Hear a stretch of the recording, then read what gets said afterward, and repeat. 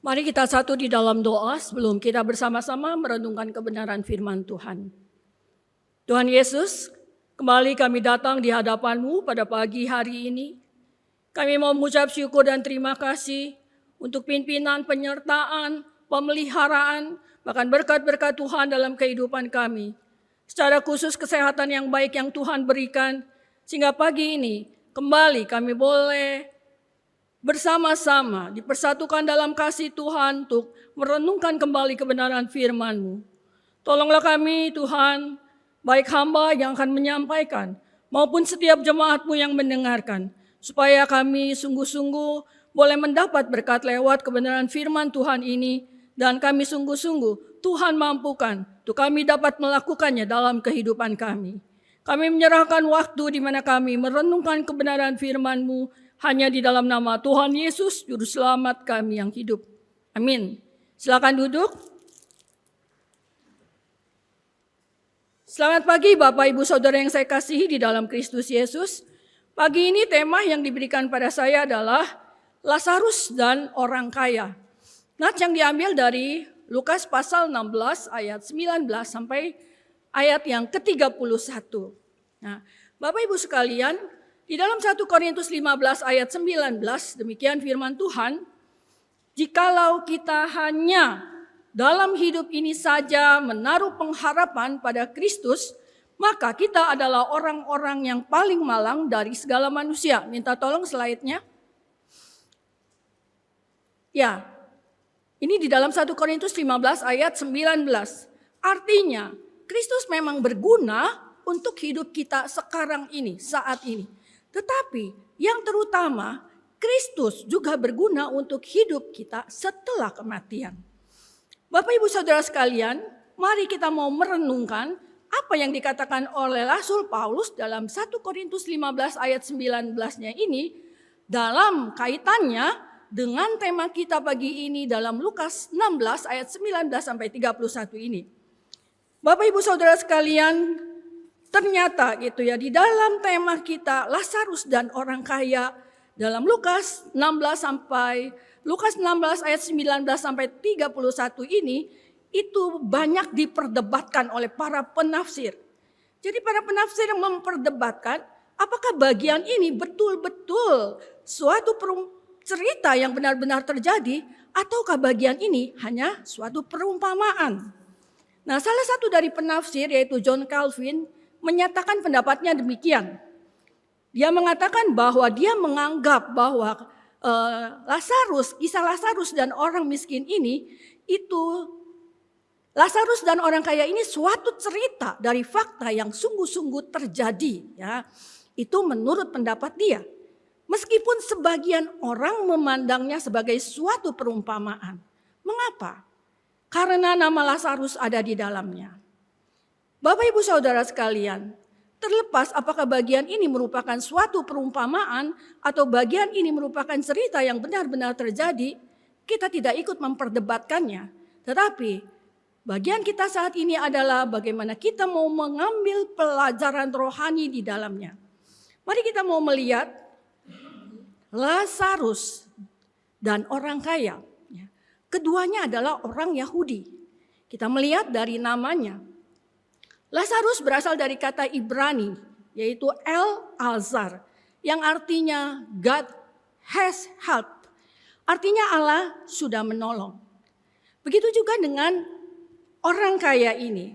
Orang kaya ini juga adalah orang Yahudi. Dari mana kita tahu itu? Kita melihat di ayat 24, ayat 27, dan ayat 30, di mana orang kaya ini menyebut Abraham dengan sebutan Bapa. Dan Abraham juga menyebut orang kaya ini dengan sebutan anak gitu, yaitu ayat 25. Jadi sebutan bapak maupun anak di dalam hal ini itu harus diartikan secara jasmani. Kenapa? Karena sekali lagi jelas Abraham ini bukan orang beriman. Jadi panggilan bapak maupun anak di sini tidak mungkin diartikan sebagai arti rohani gitu ya. Jadi dengan demikian, sebutan bapak maupun anak ini jelas menunjukkan bahwa orang kaya ini adalah keturunan Abraham. Yang menyatakan berarti orang kaya ini juga adalah orang Yahudi. Lalu kita mau melihat bagaimana kehidupan kedua orang ini sangat kontras. Kita melihat itu di ayat 19 sampai dengan ayat yang ke-21. Orang kaya itu sangat kaya, Lazarus sangat miskin. Orang kaya setiap hari bersukaria dalam kemewahan, dalam pesta. Lalu Lazarus mau menghilangkan laparnya hanya dengan remah-remah dari meja orang kaya itu. Lalu Lazarus orang kaya mempunyai rumah. Sedangkan Lazarus ya, orang kaya ini mempunyai rumah. Lazarus hanya berbaring dekat pintu rumah orang kaya itu. Orang kaya ini berpakaian jubah ungu dan kain halus. Itu ayat 19a. Lalu bagaimana dengan Lazarus? Di situ dikatakan Lazarus bahkan tidak bisa membeli perban untuk membalut luka-lukanya. Sehingga di situ dikatakan anjing-anjing menjilat luka-lukanya. Jadi kita lihat itulah kehidupan kontras antara Lazarus dan orang kaya ini. Lalu di ayat 22a dan 23a di sana dikatakan kedua orang itu sama-sama mati dan dikuburkan. Ya, memang untuk orang kaya disebutkan penguburannya, tetapi untuk Lazarus tidak. Ya, tapi bukan berarti itu Lazarus tidak dikuburkan. Pasti Lazarus dikuburkan. Ya, karena kalau tidak mayat daripada Lazarus ini mengganggu banyak orang. Ya, lalu juga di sini kita boleh melihat perbedaannya. Pasti orang kaya itu dikubur dengan upacara yang hebat, peti yang mahal begitu ya. Kuburan yang indah. Sedangkan Lazarus dimakamkan dengan cara sangat sederhana gitu ya. Itu yang kita bisa melihat dari ayat 19 sampai 23 yang sudah kita baca sama-sama. Mari sejenak kita mau merenungkan akan hal ini. Bapak Ibu Saudara sekalian, pagi ini kita diingatkan bahwa setiap kita, besar kecil, tua muda, kaya miskin, perempuan laki-laki, semuanya menghadapi satu kepastian yang namanya kematian. Dan kita tahu bahwa kematian bisa datang setiap saat dalam kehidupan kita. Kita tidak bisa memprediksi kapan kematian itu datang. Karena itu lewat renungan ini kita diingatkan. Kalau hari ini, kalau sampai saat ini kita masih diberi napas kehidupan, mari kita menjalani kehidupan ini dengan baik-baik. Sampai satu saat ketika ajal menjemput kita, kita siap menghadapi kematian dengan baik. Bapak Ibu Saudara sekalian, biasanya manusia itu menyoroti kehidupan hanya sampai pada kematian dan penguburan. Ya. Karena kematian dan penguburan dianggap sebagai akhir dari segala-galanya. Akhir dari kehidupan di dunia ini. Seandainya cerita Lazarus dan orang kaya ini hanya berhenti sampai di sini saja, maka jelas bahwa semua orang menginginkan kehidupan seperti Lazarus dan bukan kehidupan seperti mau menginginkan kehidupan seperti orang kaya. Ya, sekali lagi, seandainya cerita ini hanya berhenti sampai di sini, maka jelas semua orang menginginkan kehidupan orang kaya itu dan bukan kehidupan Lazarus. Karena itu, manusia akan berusaha mati-matian untuk kehidupan yang sekarang ini, yang saat ini. Tetapi berbeda yang kita lihat di dalam kisah Lazarus dan orang kaya ini. Kenapa? Di sini kebenaran firman Tuhan melanjutkan akan kisah ini dengan menunjukkan bagian yang tidak kelihatan. Bagian yang tidak kelihatan ini seringkali diabaikan oleh orang. Bagian yang tidak kelihatan ini yaitu apa? Yaitu ada kehidupan setelah kematian. Mari kita mau melihat. Di ayat 22 dan ayat 23 Di situ dikatakan bahwa Lazarus ada di pangkuan Abraham. Gambaran ini menunjukkan bahwa Lazarus ada di surga. Lalu di ayat 23, di situ dikatakan, sementara orang kaya itu digambarkan masuk ke alam maut. Alam maut dalam bahasa aslinya Hades. Hades ini menunjuk yaitu neraka. Ya, jadi kita lihat bagaimana keadaan orang kaya ini di dalam neraka. Ya, ayat 23 menyatakan dia menderita sengsara. Lalu ayat 24b dikatakan dia sangat kesakitan dalam nyala api. Lalu di ayat 25b dia sangat menderita. Kalau di dalam 23a dikatakan hanya menderita sengsara. Tetapi di ayat 25b sangat menderita. Ya.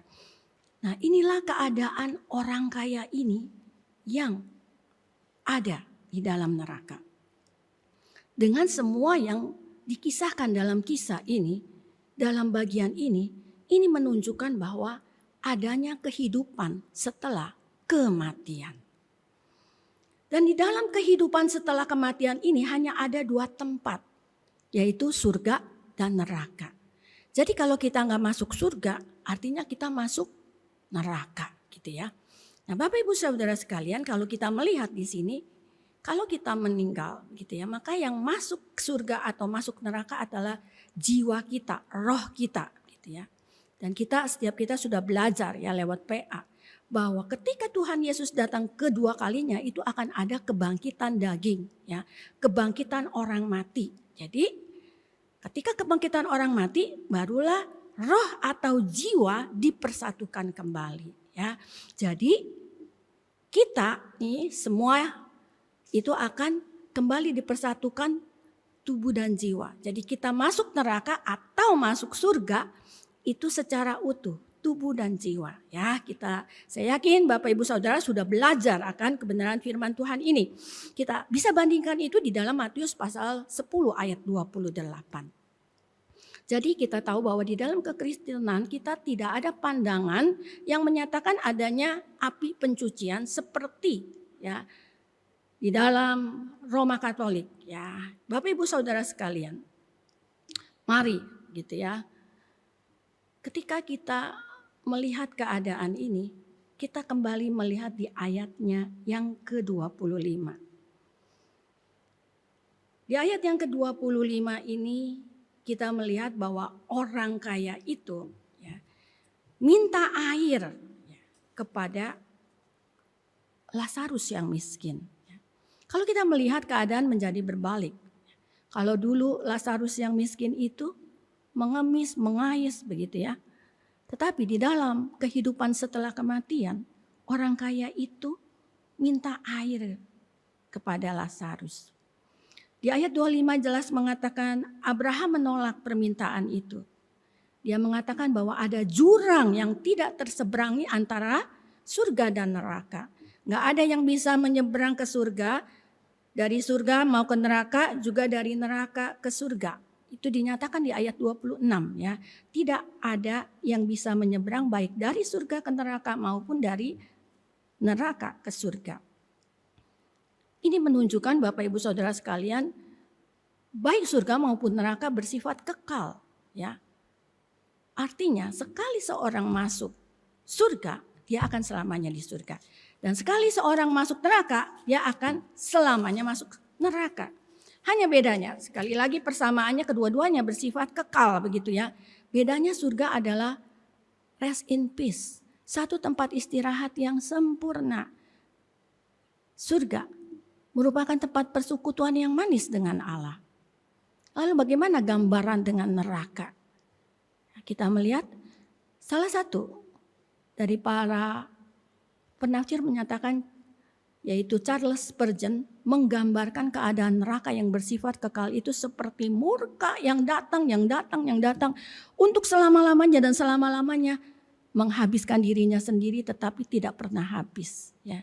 Jadi di neraka ini tidak ada istirahat terus ya siksaan api neraka. Dan tidak ada persekutuan dengan Allah di dalam neraka. Bapak Ibu Saudara sekalian, sampai di sini mari kita berdiam diri sejenak. Kita melihat ini loh, ada kehidupan setelah kematian. Dan ya, kita melihat gambaran orang kaya di dalam neraka. Sangat menderita. Ya tadi kita lihat di ayat 23, 24, 25. Menderita, sangat kesakitan di dalam nyala api. Dan sangat sengsara. Itu gambaran orang di dalam neraka. Jadi kehidupan setelah kematian ketika ada di dalam neraka. Bapak Ibu Saudara sekalian, berapa lama kita sudah menjadi anak Tuhan? Kalau sampai hari ini kita masih meragukan siapa Tuhan dalam hidup kita. Kalau kita belum sungguh-sungguh menerima Dia sebagai Tuhan dan Juru Selamat dalam hidup kita. Mari ya, cepatlah bertobat dan percayalah kepada Yesus Kristus. Yohanes 3 ayat 16 mengatakan,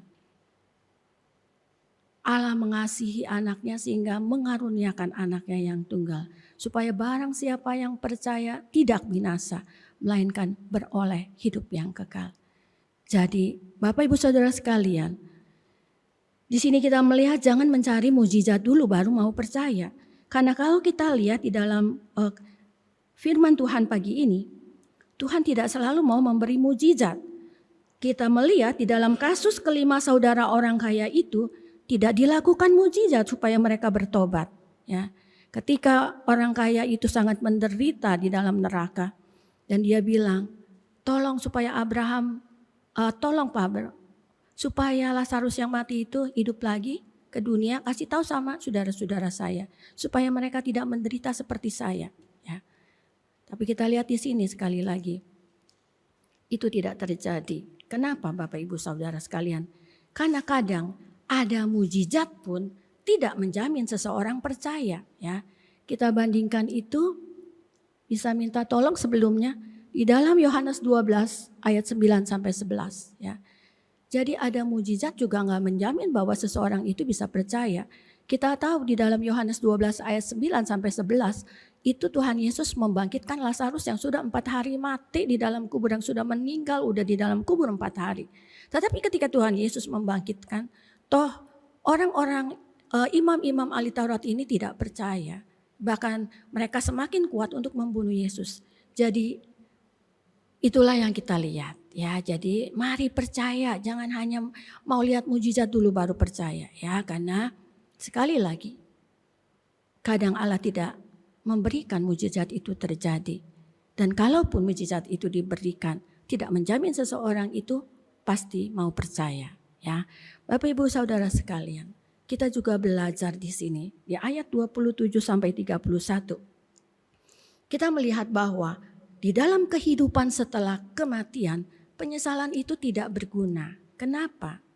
Kalau kita melihat di sini, orang kaya itu begitu ingin sekali supaya saudara-saudaranya ini diinjili dan diselamatkan. Begitu ya kita lihat. Jadi kalau dia begitu punya kerinduan supaya saudara-saudara ini diselamatin, pasti dia juga sangat-sangat ingin untuk diselamatkan. Mungkin di dalam neraka itu dia berpikir, seandainya aku dulu mau mempedulikan Injil yang diberitakan oleh sahabat saya di gereja. Seandainya waktu itu saya peduli dengan Injil berita sukacita yang diberitakan oleh guru agama saya di sekolah. Seandainya dulu saya sungguh-sungguh mau memperhatikan dan peduli Injil yang diberitakan oleh pendeta saya di gereja. Sekali lagi, semuanya itu seandainya. Ya, kata seandainya ini itu adalah sia-sia, tidak berguna. Ya. Jadi mari Bapak Ibu Saudara sekalian, kalau mau bertobat dan percaya sungguh-sungguh kepada Yesus Kristus, lakukanlah sekarang. Ya. Karena dalam kehidupan setelah kematian, penyesalan adalah sia-sia, penyesalan tidak berguna. Ya. Biar Tuhan menolong kita. Ya. Begitu keadaan ternyata ada kehidupan lah setelah kematian. Mari kita mau melihat lebih jauh dari kebenaran firman Tuhan pagi ini. Kita lihat di sini bagaimana supaya kita bisa masuk surga, ya. Jadi kita melihat bagaimana caranya supaya kita bisa masuk surga di sini. Untuk menjawab pertanyaan ini, ya.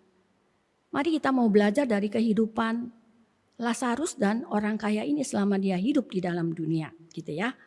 Di dalam Lukas 16 ayat 25 itu dikatakan, tetapi Abraham berkata, anak, ingatlah bahwa engkau sudah menerima segala yang baik sewaktu hidupmu. Sedangkan Lazarus segala yang buruk, ya. Sekarang ia mendapatkan hiburan dan engkau sangat menderita, ya. Jadi menjadi pertanyaan di sini, mengapa Lazarus masuk surga, gitu ya? Dan mengapa orang kaya masuk neraka, ya? Apakah hal ini disebabkan karena waktu di dunia Lazarus itu hidupnya miskin dan menderita, ya? Lalu orang kaya ini hidupnya enak, ya? Apakah ini, ya? Sekali lagi bukan seperti itu, ya. Itu bukan menjadi satu alasannya dan bukan seperti itu. Kenapa? Kita mengenal tokoh Abraham di dalam Alkitab. Abraham adalah orang yang sangat kaya. Tetapi di dalam kebenaran firman Tuhan ini Abraham ada di surga. Abraham masuk surga, gitu ya. Lalu kalau kita melihat, bisa saja seorang yang miskin, yang hidup di dalam dunia ini, tetapi dia matinya juga masuk neraka. Ya, jadi bukan seperti itu. Ya, bukan keadaan berbalik. Seperti yang dalam Lukas 16 ayat 25 ini, ya. Jadi apa yang menyebabkan Lazarus masuk surga gitu dan orang kaya masuk neraka, ya. Mari kita melihat 2 Korintus 5 ayat yang ke-10. Di situ dikatakan, sebab kita semua harus menghadap tahta pengadilan Kristus supaya setiap orang memperoleh apa yang patut diterimanya sesuai dengan yang dilakukannya dalam hidupnya ini, baik ataupun jahat. Ini menyatakan kenapa orang kaya itu masuk ke dalam neraka. Karena selama hidup di dalam dunia, ya di sini dikatakan setelah kita meninggal, maka kita akan menghadap tahta pengadilan dan tahta pengadilan itu akan mengadili setiap apa yang sudah kita lakukan di dalam dunia ini, baik ataupun jahat. Jadi intinya, kenapa si orang kaya ini masuk surga? Yang pasti dia banyak dosanya, gitu ya. Karena ini dalam pengadilan banyak dosanya, termasuk dosa pasif. Dosa pasif di sini adalah dosa tidak melakukan apa-apa. Ya, dalam bagian ini dia tidak menolong Lazarus, gitu ya. Nah, jadi Bapak Ibu Saudara sekalian, dosa orang kaya di sini bukanlah ia melakukan hal-hal yang salah, tetapi dia tidak melakukan apa-apa, gitu ya. Dalam hal ini dia tidak menolong Lazarus, ya. Di dalam Yakobus 4 ayat 17, ya, mari kita bandingkan. Di situ dikatakan, kalau seorang tahu bagaimana dia harus berbuat baik, tetapi dia tidak melakukannya, dia berdosa, gitu ya. Kita melihat satu kebenaran firman Tuhan yang mungkin kita sudah berkali-kali mendengarnya. Matius 25 ayat 41 sampai dengan 45. Di situ dikatakan, Yesus berkata juga kepada mereka yang di sebelah kirinya, nyala dari hadapanku, hai kamu orang-orang terkutuk. Nyala ke dalam api yang kekal yang telah tersedia untuk iblis dan malaikat-malaikatnya. Sebab ketika aku lapar, kamu tidak memberi aku makan. Ketika aku haus, kamu tidak memberi aku minum. Ketika aku seorang asing, kamu tidak memberi aku tumpangan. Ketika aku telanjang, kamu tidak memberi aku pakaian. Ketika aku sakit dalam penjara, kamu tidak melawat aku. Lalu mereka pun akan menjawab dia, katanya, Tuhan, bila manakah kami melihat engkau lapar atau haus atau sebagai orang asing atau telanjang atau sakit atau dalam penjara dan kami tidak melayani engkau? Maka ia akan menjawab mereka, aku berkata kepadamu, sesungguhnya segala sesuatu yang tidak kamu lakukan untuk salah seorang dari yang paling hina ini, kamu juga tidak melakukannya untuk aku. Jadi Bapak Ibu Saudara sekalian, pada saat memikirkan dosa, jangan hanya kita memikirkan hal salah apa yang kita perbuat ya. Jangan memikirkan hal salah apa yang kita perbuat, tetapi pikirkan juga hal baik apa yang tidak kita lakukan. Datang beribadah dalam onsite tatap muka seperti ini, itu hal yang baik. Bersaat teduh, membaca firman setiap hari, merenungkan kebenaran firman, dan belajar untuk melakukannya, hal yang baik kita lakukan. Bersaksi, hal yang baik kita lakukan. Memberitakan Injil, hal yang baik kita lakukan. Ya. Termasuk salah satunya di dalam konteks nas ini adalah menolong orang. Ya. Bagaimana menolong orang yang membutuhkan pertolongan. Ya. Jadi sekali lagi, jangan hanya memikirkan hal salah apa yang kita lakukan, tetapi hal baik apa yang tidak kita lakukan. Lalu kita melihat di sini, yang sangat pasti, kenapa orang kaya itu tidak masuk surga? Kenapa masuk neraka? Yang pasti di sini dia tidak percaya kepada Yesus Kristus, ya karena bisa minta tolong slide-nya. Di sini dikatakan bahwa semua orang mempunyai banyak dosa. Ya, setiap kita adalah manusia berdosa. Roma 3 ayat 23. Dosa baik aktif maupun pasif. Ya. Dan dosa yang banyak itu tidak menghalangi setiap kita untuk masuk ke surga. Syaratnya hanya satu, apa? Percaya kepada Yesus Kristus. Yohanes 3 ayat 16. Jadi orang yang tidak percaya kepada Yesus Kristus, tetapi hidupnya saleh, baik, dosanya sedikit begitu ya, tetap akan masuk neraka. Kenapa? Di sini nih kita tahu dan kita juga sudah banyak belajar dalam PA bahwa dia tetap adalah orang berdosa dan dia harus dihukum karena dosa-dosanya tidak percaya kepada Yesus Kristus ya. Jadi Bapak Ibu Saudara sekalian, di sini kita melihat ya, dari gambaran ini pertanyaan tadi, mengapa orang kaya itu masuk neraka ya. Lalu sekarang kita mau melihat kenapa Lazarus masuk ke surga gitu ya. Lazarus juga orang berdosa begitu. Tetapi dia orang percaya. Percaya di sini kita bayangin, dia itu menderita, nggak punya rumah, dalam keadaan miskin, papa. Setiap hari dia lalui demikian.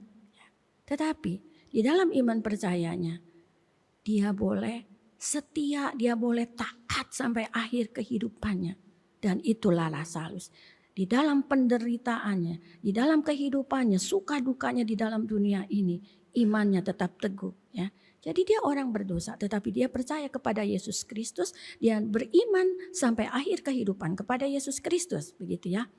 Wahyu 20 ayat 15 mengatakan, setiap orang yang tidak ditemukan namanya tertulis di dalam kitab kehidupan, dia dilemparkan ke dalam lautan api. Intinya tadi orang kaya itu masuk ke neraka. Artinya namanya gak tertulis di dalam kehidupan. Artinya dia tidak percaya kepada Yesus Kristus. Gitu ya.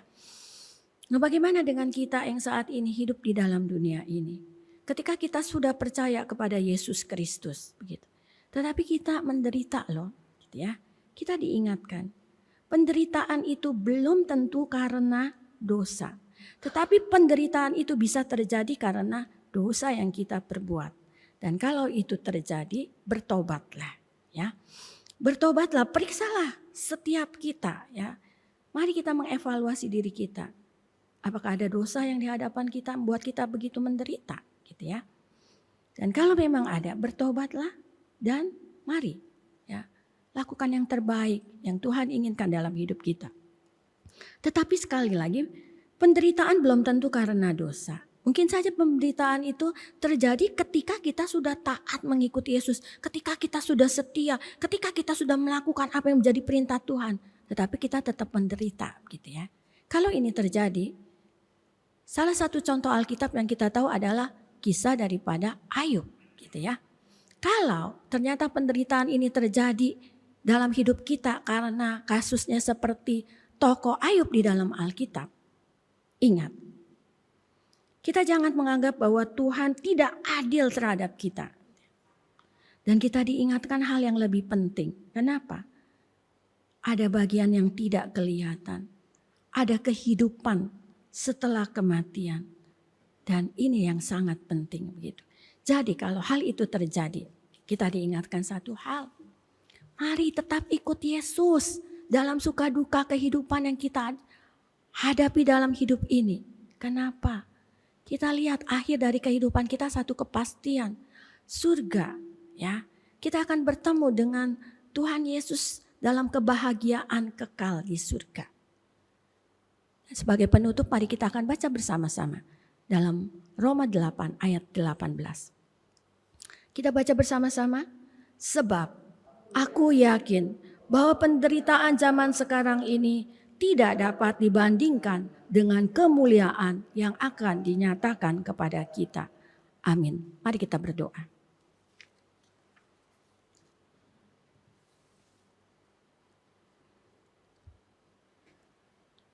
Tuhan Yesus, kembali kami datang di hadapan-Mu ketika kami sudah bersama-sama merenungkan akan kebenaran firman Tuhan pagi ini. Tuhan, terima kasih sudah mengingatkan kami bahwa kematian di dalam dunia ini bukanlah akhir dari segala-galanya, tetapi ada kehidupan setelah kematian.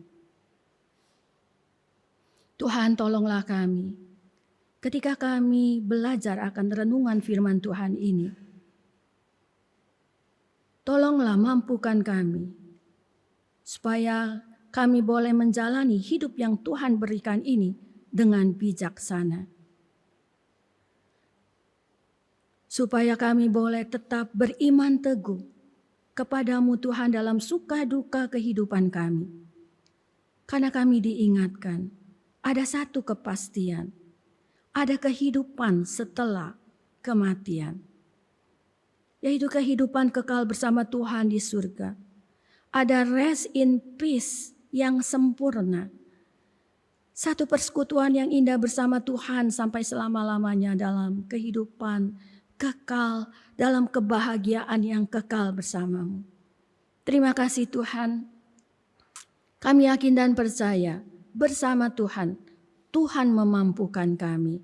Untuk kami tidak hanya mengerti, kami tidak hanya memahami akan renungan firman Tuhan ini, tapi kami belajar untuk menerapkannya dalam kehidupan kami. Dan Tuhan memampukan kami.